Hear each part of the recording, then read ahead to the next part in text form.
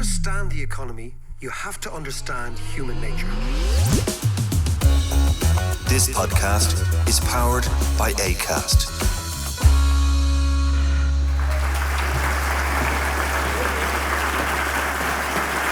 How are you doing? Listen, you're all very welcome to the opening gig of this year's Dalkey Book Festival. And this podcast starts, as it does every Saturday, with John going for an inappropriate pee at the wrong time. I swear to God. So he just looks at me and says, "Have you time for a pee?" I said, "Yeah." I'm serious. So if you've known somebody all your life, you know their habits. They're deep, weird, unusual habits. And John and I have known each other, as you know, as listeners to the podcast, for a very, very, very long time. Jesus, serious? Come on! You started without me. I always start without you, John. It was just the last minute. I know. You had one of those pre-gig moments, pee moments. And I'm never going to live that down. No, you're not, actually. You're not. Apart from that, we're kind of oversharing a wee bit. How are you? Everyone good? Great, great. First of all, I'd like to thank, I think both of us, but mainly I'd like to thank yourselves for listening to a podcast that we had no real expectation of when we started. It was one of those bizarre ideas. We said, well, will we do it? I don't know. We'll try it. Then we did about 3 or 4, we put them in the can and we put them out, and people responded. You responded. So thank you all so much, because it's been a hoot.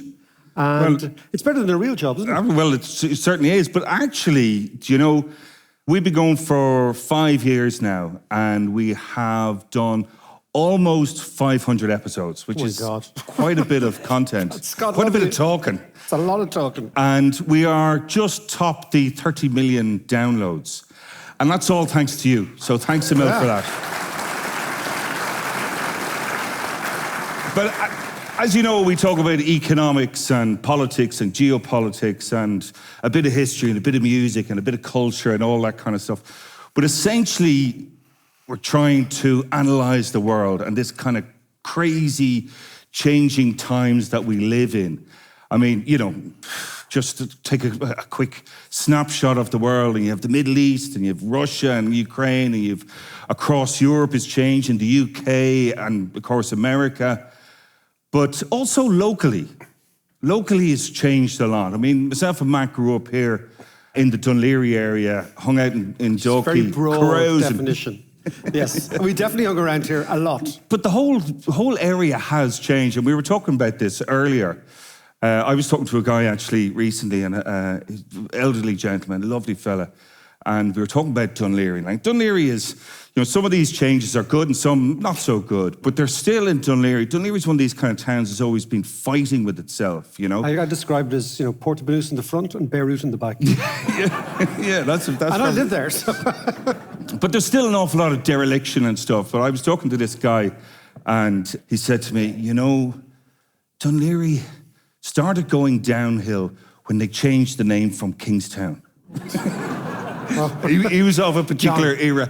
But Mac, you're a great man for analysing data on one hand.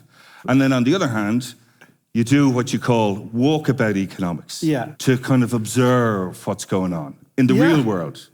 So what's your take on it? Well, the take, I suppose, the interesting thing about Cuala for me is the change in this club relative to other clubs around the area.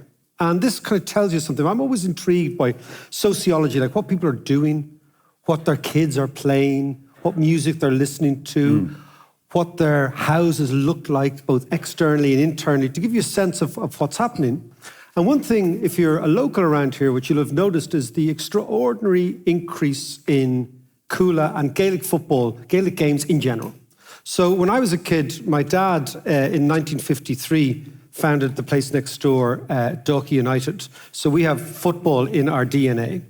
And back then, Dalkey United was probably, I would say, the senior partner to Cuala as this part of the world, as Dalkey's 2 big clubs. And in general, around this part of the world, there would have been rugby clubs, GAA clubs, not that many, and a plethora of soccer clubs, a real extraordinary amount of soccer clubs. And what has changed over the last 30 or 40 years has been the emergence of what I would call this juggernaut, which is Cuala. And it's always intrigued me, why is that? Because these local changes, and this is what John was saying, the local can really explain a lot. So what is actually going on? And I decided to do some research on who is playing GAA in South Dublin, whereas they were not there 30 or 40 years ago. And they were not playing, and their kids weren't playing. And again, because culture reveals so much about economics. In fact, economics without a cultural context is frankly useless. It's absolutely useless. And I think culture without an economic context is probably not as worthy a pursuit as it is with economics. So I looked, there was some very interesting paper, John, was done by a fellow called Hannon and a fellow called Cunniff. And they were sociologists from the University of Galway. And they tried to figure out, and it's very important, they said, look, Ireland only got free secondary education in 1967. So we obviously looked at what happened in Britain after the Second World War with the welfare state and Bevan and all those people, and we thought, okay, if we have money, we should do something similar. And the British Labour Party assumed that, and rightly assumed actually, John, that the free education in the late 1940s and early 1950s in the United Kingdom produced an extraordinary opportunity for urban working class young men and young women. I mean, the great thing is, you're into music. David Bowie, Brian Ferry, John Lennon, they all go to art school. Yeah. This would never have happened in the 30s. These are the first generation of Much English. to the chagrin of their parents Exactly. as well. So they go to art school. Brian Eno, they all go to, I remember Brian Eno spoke here a couple of years ago. He was talking, his dad was a postman. And his dad wanted him to become a postman because his granddad was a postman. And Brian Eno thought, I'm going to become a postman. That's what our family do. He lived in Norfolk, but because of free education, he went on to art school, and we know what Brian Eno has contributed to the world of music and art since then. So the idea in Ireland was that we would follow a similar path. But something very, very unusual happened in Ireland.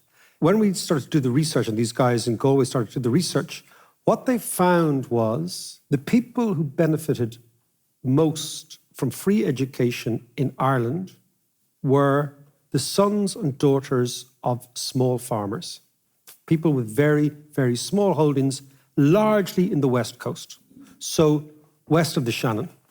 And this intrigued them because it said something that they didn't expect, which is the urban working class didn't take up free education in the same way as the rural, what I would call the poorer class. That's the first thing. The second thing is that young girls, daughters of small farmers, took advantage of education more than anybody else. And they did it incredibly quickly. So by the early 1970s and 1980s, because there are many, many reasons for this, but one of the reasons is they had been very, very much in a farming situation. The idea of education getting you off the farm, getting you away from the farm, was incredibly seductive for young girls. Yeah, I'm getting out of here, kind of thing. I'm getting out of here. So what you see in the 1970s is an extraordinary uplift in Leaving Cert result and Leaving Cert attainment from young girls and daughters of very small farms whose mothers definitely did not go to school.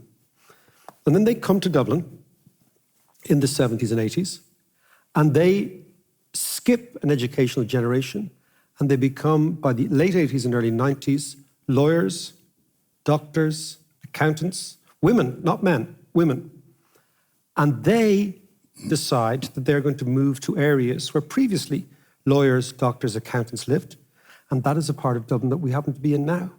And fascinatingly, if you look at all social revolutions and real social movements that are permanent and have lasting impact, they come from women, okay? Not men, they come from women. So if you look at, for example, our divorce, referendum, abortion, etc., the massive change is coming from the daughters of these women who were the first generation of educated daughters of small farmers who left. And just to give you a really specific idea, the location in Ireland which was most successful from free education is southeast Galway. So you want to be Really? around Loch Ray, around that part of Galway. Okay. Michael D territory, actually, he's coming around there. And what you see is it's the people from that area are the most successful and highly educated people in this country. So then you thought, okay, so what's happening in Cuala? It's their grandkids are holding heralds here. It is the upward social mobility of a cohort that nobody expected ever to see, which were the daughter of small farmers, because we were working off the British model, and it would be the sons of working class men that did well, but it wasn't. So they brought the GA with them? They bring their culture with them. Yeah. So you bring what you know with you. You notice that about immigrants, like the Italians bring their food, right? If you look at immigrant areas, right, you bring your culture with you. Well, the Italians brought the fish and chips. They did bring the fish and chips. Slightly different. Well, no, they were going to bring pasta, but they just thought the one-on-one was far better. But what I'm saying is, in the local are the stories of the global, is what I'm saying. So in the local detail, John, what you find is the real essence of what the economy is about. Because what the economy is about, at the end of the day, is the way in which we live. Right? That's all it is. It's nothing more. It's a study of the way in which we live today. Yeah. And whether we can project forward or look backwards. And I spend a lot of time, as you know, looking at history, looking backwards, because I do think that the human being tends to, repeat mistakes and repeat behavior. And also history is fascinating because of the way in which humanity progresses. So again, if you look here, you take, for example, the contrast between the rugby clubs here and the GAA clubs. Rugby clubs have disappeared. They're gone. They don't exist anymore. Whereas the GAA clubs exist. And of course, the rugby clubs have been subsumed into the Leinster juggernaut, which is also a similar story. Yeah. But the GAA story is fascinating because what it does, and I remember when I was writing this, I would go to a few GAA clubs, and I remember watching a certain type of person who ran the place. And like when my dad was involved, my dad was the manager of the team that I miraculously, and I don't know how, became captain of. How could you do that?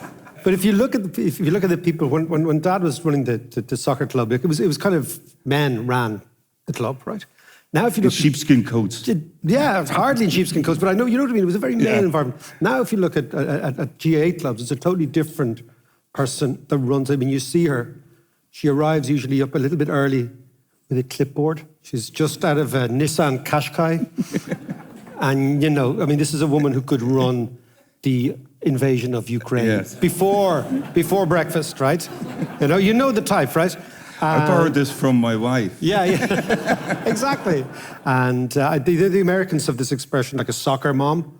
Well, we have kind of what I would call a schlitter mom, which is the Irish equivalent of that. But again, what you see is the feminization of lots and lots of areas of entertainment or recreation that used to be very male is again a function of education.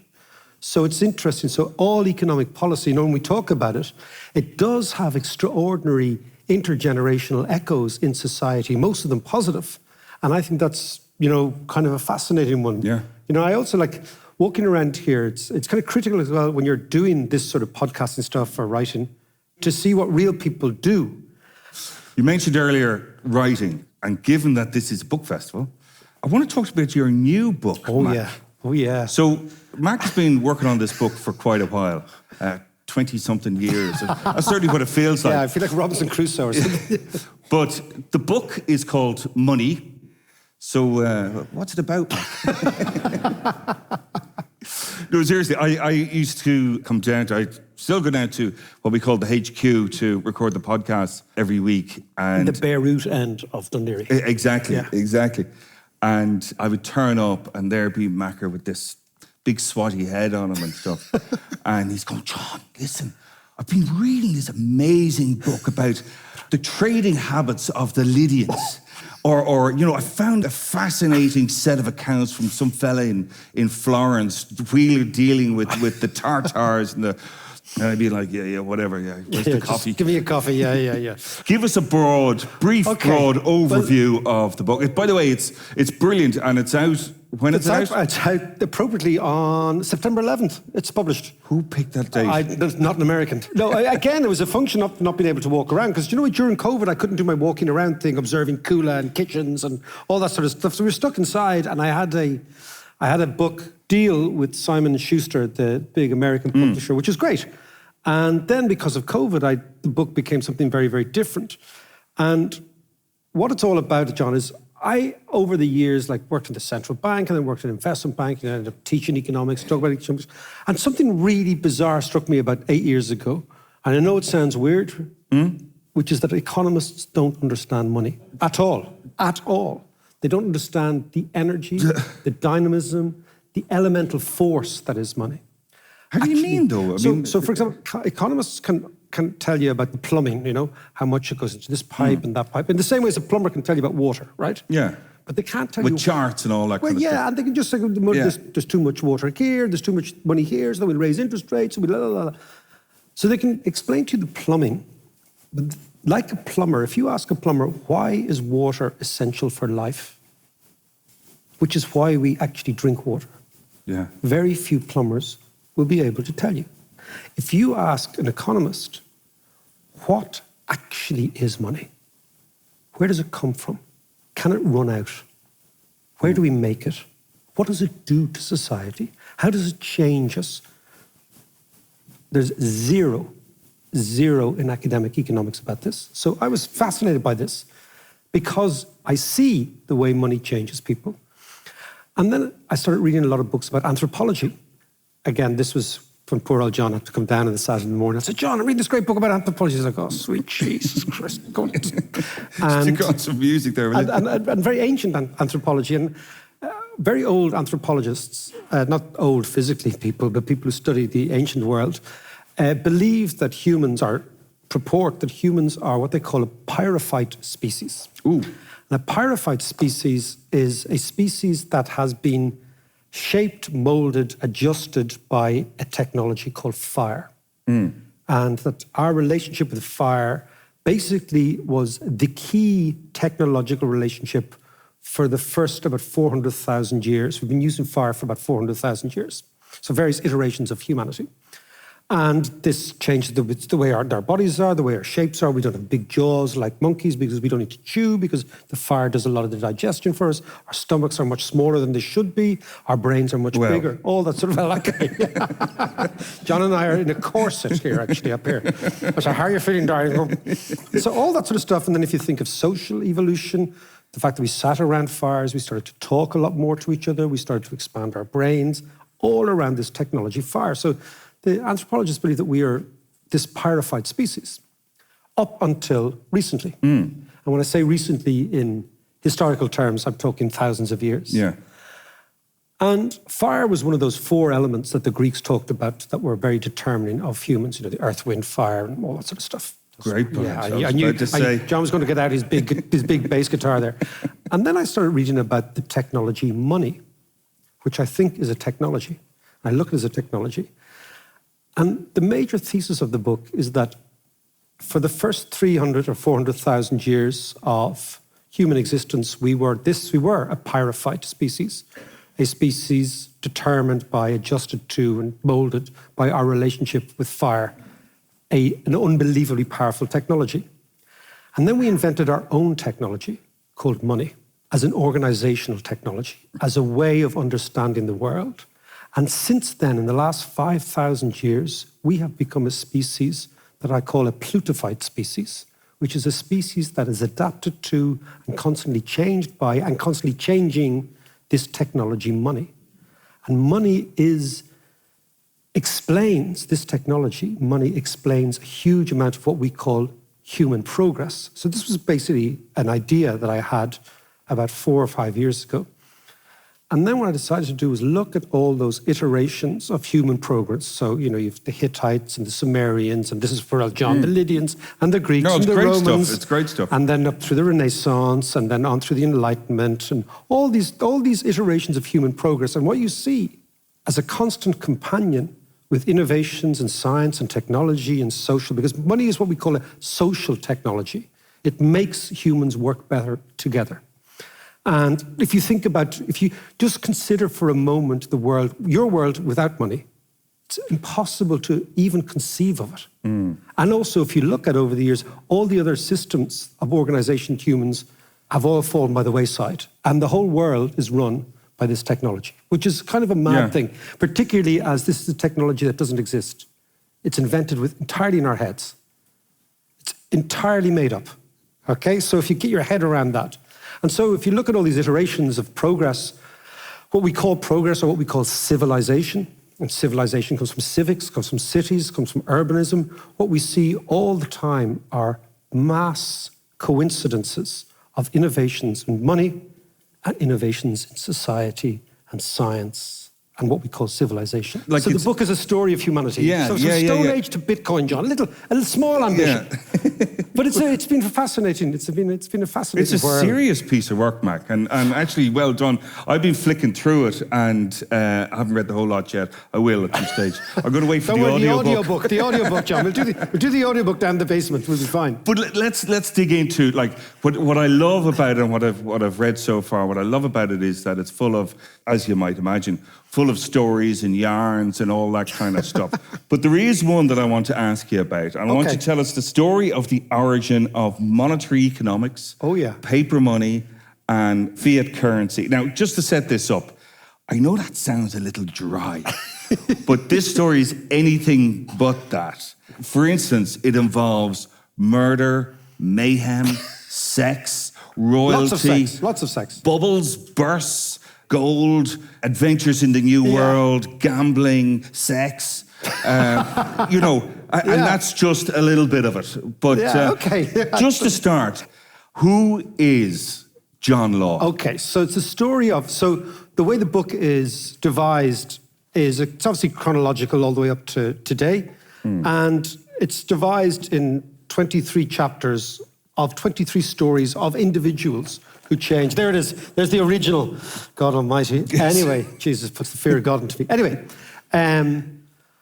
but the monetary system that we know now called fiat money, which gets all the crypto bros all upset and the Bitcoin bros all upset. So fiat money is this bizarre idea that the money in your pocket has no value other than the fact that somebody tells you it has value. Yeah. So the state says, do you see that euro?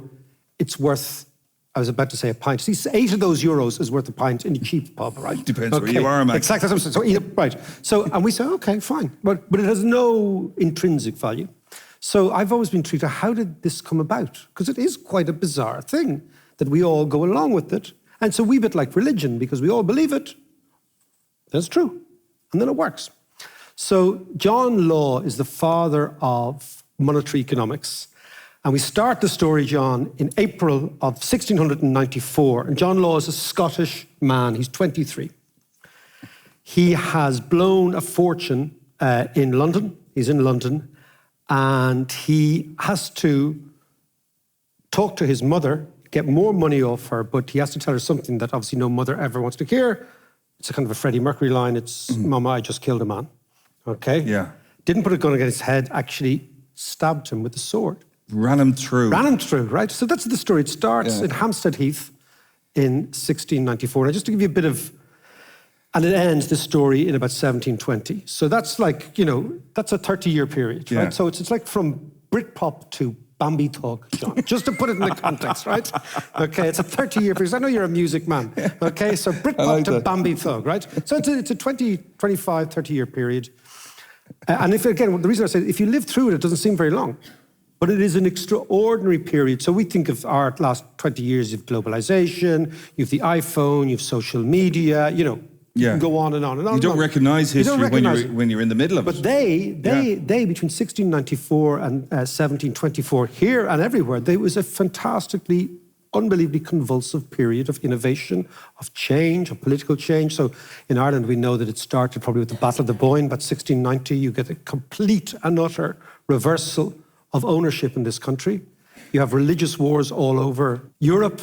The Dutch, the tiny Dutch, orchestrate a coup d'etat in England and take over the crown, a guy called William of Orange, who we all know, right? Without really fighting, which is amazing, what the Dutch did. And in the background is Holland. Holland is the most impressive country in Europe at the time. So there's lots of stuff going on. It's basically the time that you could argue that pamphleteering becomes a big thing, and pamphlets change the world because they're small little kind of newspapers. And Jonathan Swift, you could say, introduces the notion of satire. So we've all sorts of things. And of course, Isaac Newton is talking about gravity. I mean, these are amazing changes. You forget the world is changing and the new world is being discovered, and many, many tens of millions of people are being slaughtered in the name of colonialization or adventure, right? So it's a very convulsive period. And our friend Law has just murdered a man. And the reason he murdered a man, the man's name was Edmund Wilson. And the reason he murdered Edmund Wilson was that himself and Edmund Wilson, although Law didn't know it, were having a ménage à trois with a woman called Betty Villiers. Now, the problem for them is that Betty Villiers was also the lover of William of Orange, right? So that's very dangerous. You know, riding the king's missus, not a good idea, right? Okay? The story that went around London at the time was that Law didn't know that his mate, Edmund Wilson, who was his good mate, and they were two dandies. Now, dandies was a new thing because there was a reaction against Puritanism, because the Puritans were like, we'd all wear black, and the dandies were all like, it was a really good look, actually. Adamant, right? Imagine Adamant with a sword, right? And he's sleeping with the lover of the King of England, William of Orange. Her name is Betty.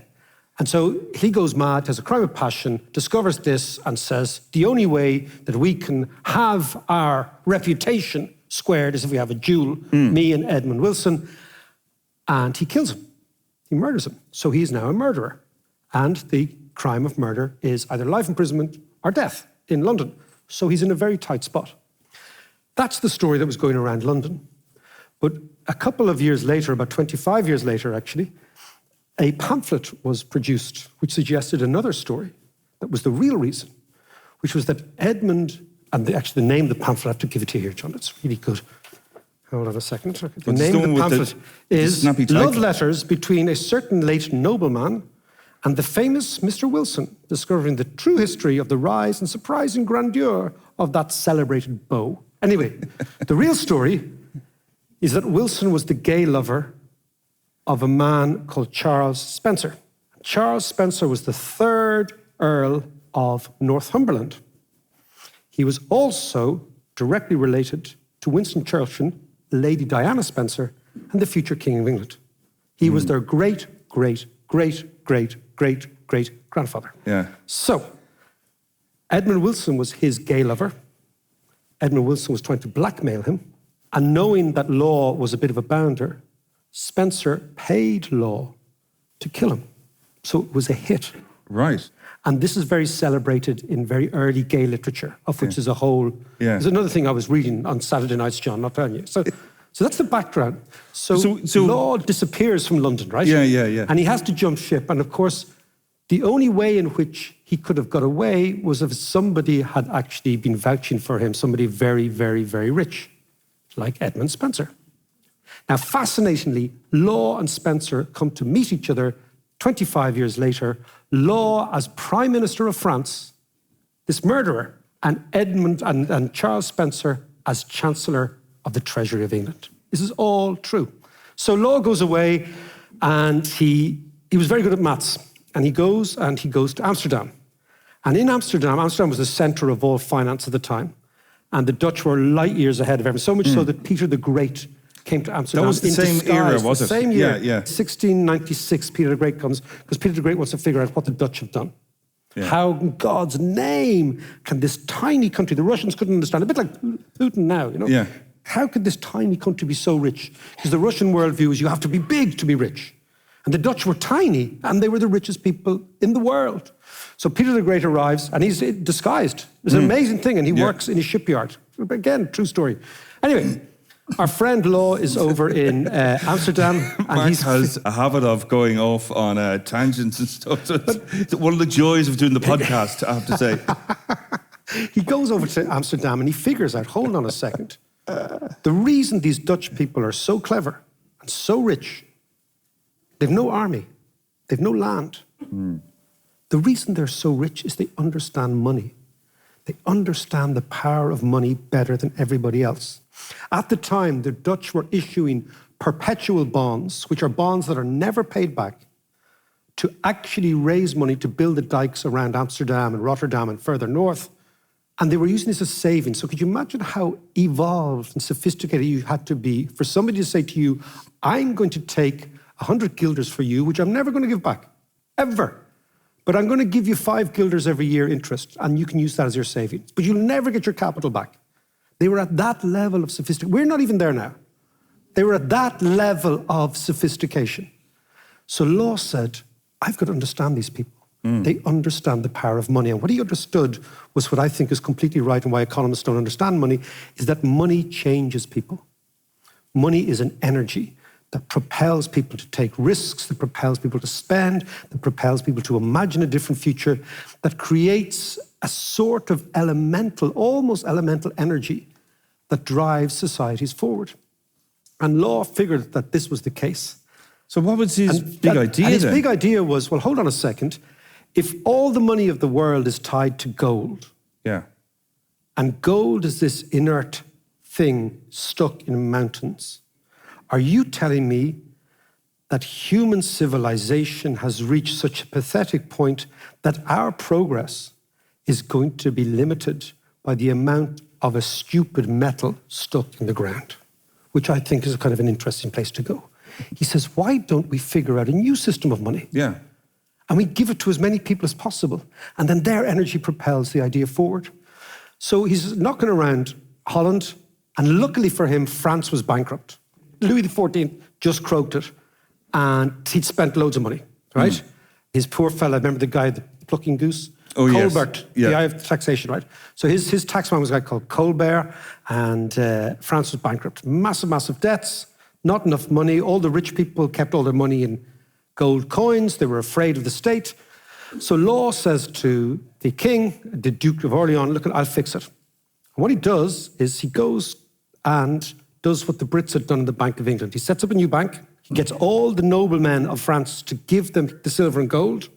He gives them shares in the bank. By the way, the Bank of England was a private bank up until 1946, which is kind of amazing, right?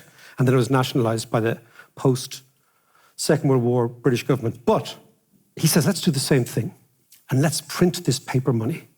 And as long as we've got the backing for gold, everything will be fine. And they start printing paper money with this general bank written on the thing, on the front of it, stamped on it.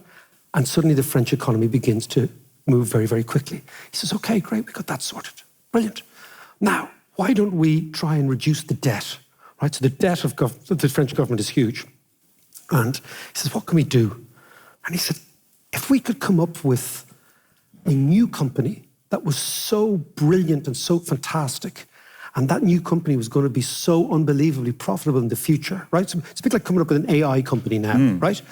And what we do is we go to the people who own government Tesla debt. of its day. Like the Tesla, it's like, he's exactly like Tesla.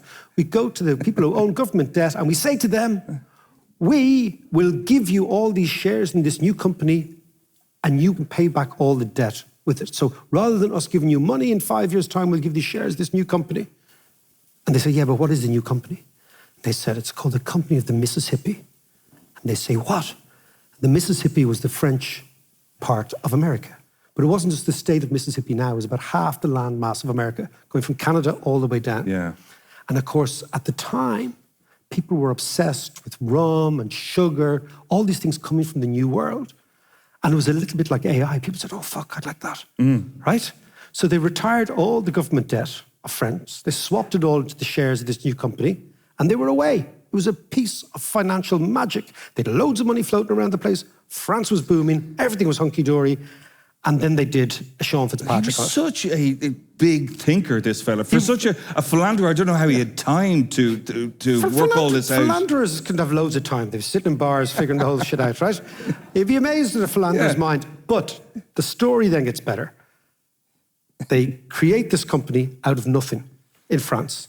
They hoodwink all the French into it, right? The share price keeps going up and up and up. So it's a bit like, apartments in Bulgaria in 2006, right? I swear to God they're worth 300 grand. Oh, fuck it, can I have 10 of them, right? So basically what happened is France keeps going up. Everyone's feeling incredibly rich. All the debt of the country's retired. There's loads of money hanging out. Everyone's feeling the French have figured out everything. So much so that the British copy them, which is the biggest compliment the British can ever give the French, which is to copy them financially. They have a thing called the South Sea Bubble, exactly the same idea. Yeah. They create this company in Barbados, owned nothing except a couple of rum plantations. They said, you will get rich. And all this money flows into, and everything is going fantastically well until it isn't, in effect, right? And of course, what happens is the shares of this price go from 500 livres, which was the old French currency, to 11,000. John Law is the man of the moment. And then suddenly, a bit like happened here, somebody says, "Oh, I think I'll sell a bit of that."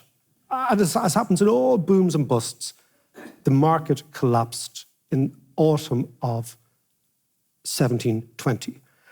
And our friend, and you gave me the pamphlet, John, thank you very much for a present. Yes, I did, John, yeah. By Jonathan Swift called The Bubble, because Jonathan Swift got caught up in the whole thing. And it collapsed, right? But for a brief moment, this is the point. France had figured out a way of creating money out of nothing, only backed by a government promise. And this is the blueprint for the money we use today. It's just that our government promises are a little bit more prudential. And it is the blueprint for all central banking. Because if you look at the Fed and the European Central Bank and all these, their mandate is low inflation, and in the Fed's case, a little bit of growth. So they are doing, on an official level, what Law was doing at a private level. So he broke the link between gold and money. Yeah. And he explained that it could be done. And in so doing, he changed people's perceptions. Now, it failed in the end because he went a little bit too far. Yeah. But the basic idea was you could do it. This is the point. It's like that's a eureka moment. It could be done, and you could change it, and all you have to do, except, and this is the end, John, after that, the French, who had been so ripped off by John Law for 100 years, all through the 18th century, refused to innovate with money. And therefore, their financial system became incredibly clumsy. And it was a basic idea of the king would get up in the morning and say, "We need more taxes, we've taxed the little people." Yeah, yeah. And what happens? The French Revolution. Yeah. Right? So there's a link between Law and the French Revolution. There's also a link between Law and the American Revolution. Well, I was going to ask you, I mean, one point is that when I was reading this, it struck me that there was a kind of a parallel between Law's idea and, in terms of a revolutionary big thinking and changing a whole money system, and crypto, Bitcoin. He was almost like the Satoshi Nakamoto of his day in many ways. I suppose the only difference is that Bitcoin, so Law's idea was we should have as much money as possible given to as many people as possible. Yeah. So money should be always public and money should be always growing. But it was also backed by... And it was backed by the state's ability to raise taxes. Bitcoin, major selling point is that it doesn't grow, it's fixed.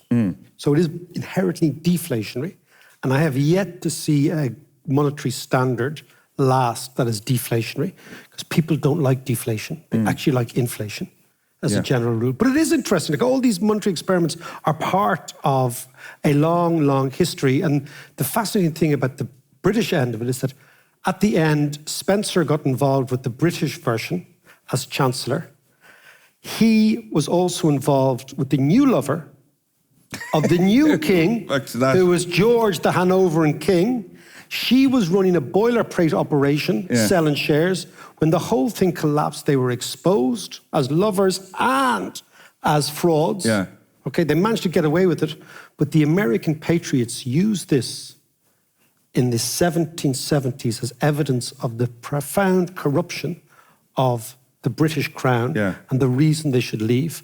So you could say that Law created two revolutions. The American and the French Revolution. And the financial revolution. And the financial revolution. So these people, what I'm saying is, economists are not dull, right? Economists are great fun. We are great fun, and we have very interesting lives. But one of the other legacies of Law and this financial system was the fact that central banks could introduce an instrument such as QE. And of course, we've been experiencing QE for the last 15 years. And what that has done, obviously, has increased the price of assets and created a greater disparity and inequality, and therefore more pissed off people. And you have the kind of housing crisis as a result of that. That's the thing. I mean, so are we going through another revolution? Well, I actually do think, when I look at the world, I think it feels to me like the 1920s.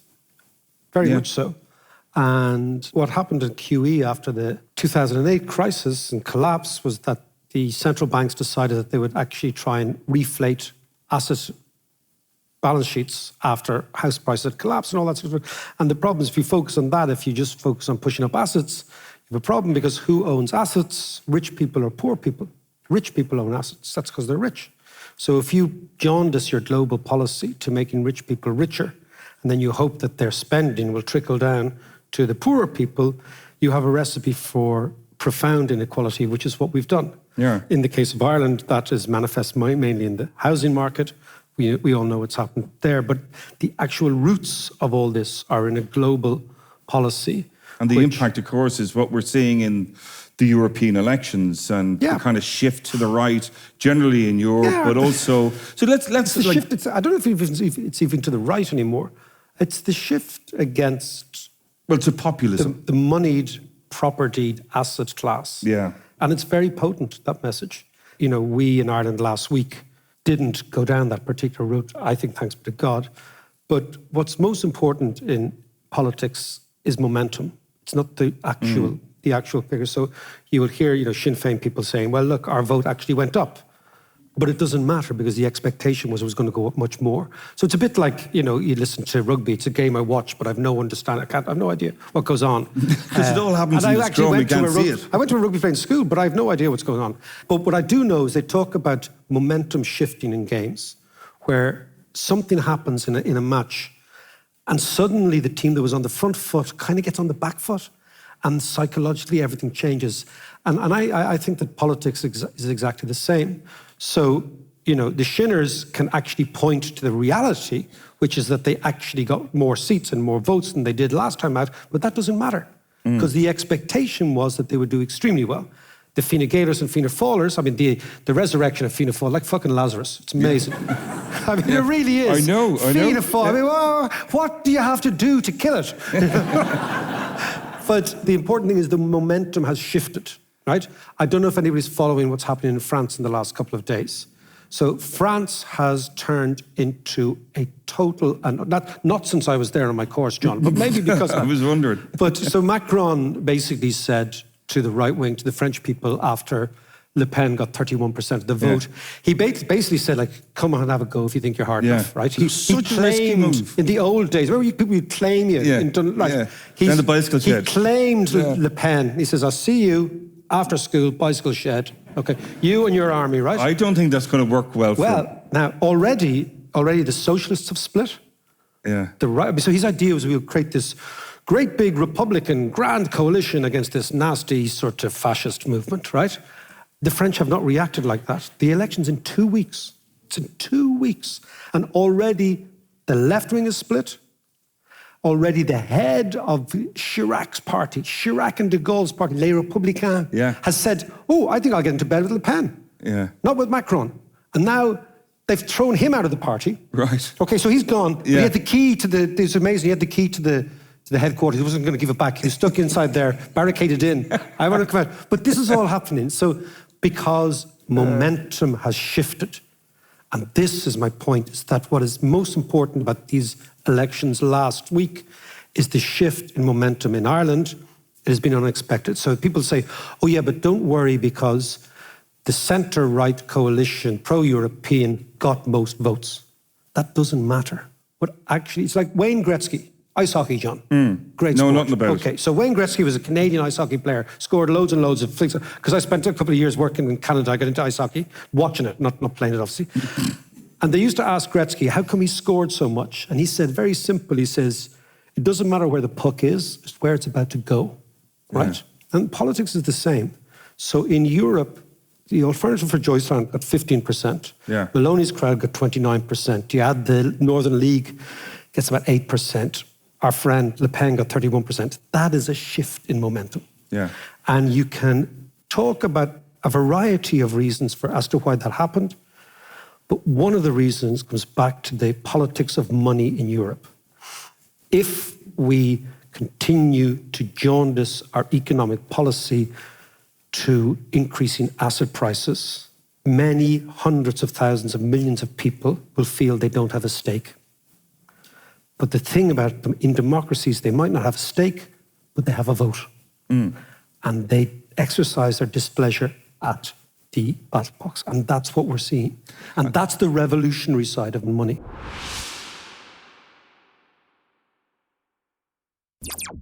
So, you know, this is 2024 is a year of elections. You know, so we've had the European, we've the French coming up in 2 weeks, as you say.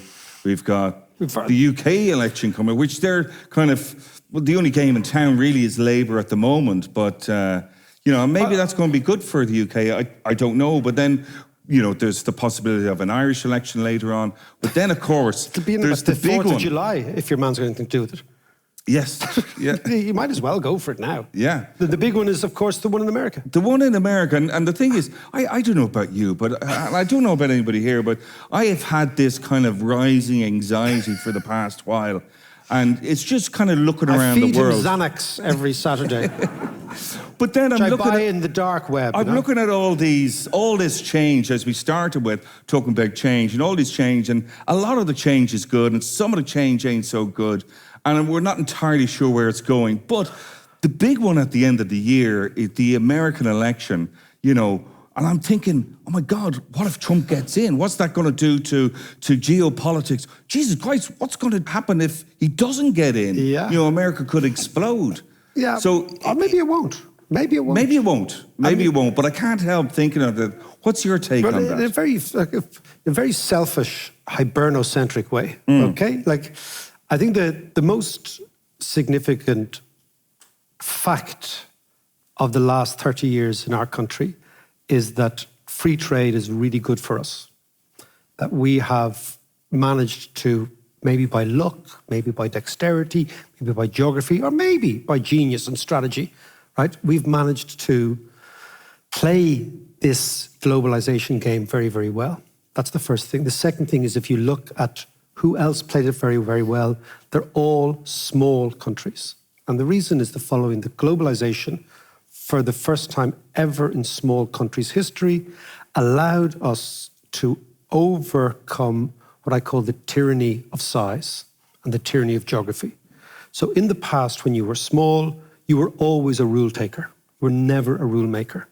You always got the little crumbs off the table, and you could never, ever, ever play at the same level as the big boys, because they had what they call hard power. You have kind of Russian power, big, muscular power. Globalization allowed small countries, ourselves, the Danes, the Finns, lots of other small countries, to be quite nimble. So you see the countries that have dealt very badly with globalization are France and Britain, post-colonial big countries that can't get used to the fact. This is like Holland, as you're talking about, back in the 17th century. So that idea, so if you think of the countries in Europe that have been knocked off keel by globalization, they tend to be large countries that used to run large parts of the world. I think that's an important observation. So I described to Americans, you know, they say, well, what exactly is Ireland like? I said, Ireland, the economy, just think it's like Connecticut with shitty weather, right? Okay, that we're like a small American state with, as we saw today, biblical deluges, you know? Yeah. But this is an important thing that, so come back to your question about Trump and all that sort of stuff, right? We have done extremely well, and I'm being very selfish here during this period of Pax America. When I say very selfish, I'm thinking, to use that overused expression, Ireland first. We've done extremely well. If changes in Trump and if changes in Europe end up causing a disruption to that global trade system, then I think we're in trouble. Yeah. The chances of them not causing a disruption are zero, because Trump and Joe Biden, see, basically the amazing thing about what's happening, right, there's two ways of winning elections these days. One is you win and you get more seats. The second way of winning is you change your opposition's core position. And Donald Trump has changed Joe Biden's core position, right? Yeah. Marine Le Pen has changed Macron's core position. Nigel Farage, all we laugh at him, took over the Tory party. Yeah. The Tory party used to be full of normal people. It's now full of lunatics. Yeah, normal. No, but kind of, really, kind of golf club adulterers and those sort of people, but generally normal people. You know, a red trouser adulterer, that sort of guy, you know? Kind of big gammon head in them, but normal, it is. You could have a pint with them, right? Now they're crazy. Yeah, right? yeah. So what happens is it's like a virus. It infects healthy people, and it drags people. You see it here. Simon Harris will introduce incredibly draconian anti-immigration moves in the next 12 months. And that's how a populist insurrection wins in democracy. They don't have to win the vote. They just shift the center of power. So one of the obvious ways in which I use Le Pen as in parenthesis, and Trump and all these people, the obvious for them no-risk policy is trade wars, because it doesn't feel that you're losing anything initially. And of course, the European Union, I don't know if you saw today, have slapped tariffs on electric cars from China. Yeah. Because Germany is terrified of China. Germany produces a disproportionate amount of cars, and they're terrified that the Chinese will just bulldoze through them. So I think remember I said the 1920s, I think we're going into an era of very large tariff wars, which are trade wars. Some people say trade wars are usually precursors to real wars. I'm not sure if that's always the case, but it's a fair point. We're going into a situation where immigration will be the number one issue. Yeah. If we could only understand that in Ireland, immigration is a housing issue, and we could only make the link between the two, I think there'd be a massive change for the better in the way in which the country is run. But I'm not sure that that penny has dropped just yet, because I think one side doesn't want to admit this, and the other side doesn't want to shut up about it. But, you know, what's going to happen in Ukraine? What happens if Trump gets in? What happens if he does a deal with Putin to annex those parts of Ukraine that the Russians already hold? Yeah, what if he pulls out of NATO? Highly likely. Yeah. That's highly likely. That's not a risk case. That should be the central case. Does that mean that Europe is then petrified? So when I talk about the 20s, it does strike me that we are moving into a period. I like to think that economics... I need some Valium after this. You need Valium, exactly. Go for a pint. That economics moves in what I would call super cycles. And I think this is a fairly interesting way of looking at it. That the cycles that, you know, we think about political cycles because they're 4 years, but 4 years is nothing. But if you think in big super cycles, I think basically we started one around the end of the Cold War, beginning of the end of the Berlin Wall. And we've been in this sort of super cycle for the last 30 years. And it's been about lower interest rates, lower rates of inflation, much higher return to assets, which is back to our inequality problem. Yeah. The big story has been China as a friend of the West, China as a motor of Western economics, China as a reliable partner, basically China, full stop. Yeah. Russia as a normal or vaguely normal country, and Europe as a place that kind of gets a little bit of a free ride. We get Russian energy, Chinese buy our stuff, America keeps us safe with the American military umbrella, and we play kind of adolescent politics. You know, it's not really grown-up stuff because the grown-ups have taken over all the big decisions. And that was great. That was the last 30 years. This is back to your Britpop to Bambi Tug, you know? And that was a fantastic period, and Ireland did amazingly well over that. And now I saw something last week that kind of, in a way, crystallized that that's over, which is the ANC, for the first time in South Africa, are no longer the majority party. And in a way, we are the children of the ANC. Yeah. You know, Mandela comes, it's all good, it's an awful regime has been destroyed, the nasty whites have been destroyed, now there's a new South Africa. And in fact, the story of the ANC, now they've got, I think, less than 40%, maybe 40% of the vote. It means, this is back to the momentum. They still have 40%, but they're over. That's gone. It's gone. The ANC is over. That revolution is over. And I think we are moving into a new super cycle, which is, if not the polar opposite to where we've come from, something that looks pretty much a direct contrast. And for a small country like Ireland, that we've done well out of this last super cycle, I think it's critical that we try to figure out how we position ourselves. Yeah. And I'm not sure if that conversation is being articulated here at any level of intellectual or strategic rigor. I just don't hear it. But I think that's the next big conversation for us. Yeah. we had planned to go to the floor and take questions, but I see by the clock we're way over. And this has been brilliant, Mark. That's fair. I didn't expect to go from Glenageary to Kiev and back. This is my life. I walk into the room and I don't know where I'm going to go. No, but it's been great. So thank you very much. Thank you.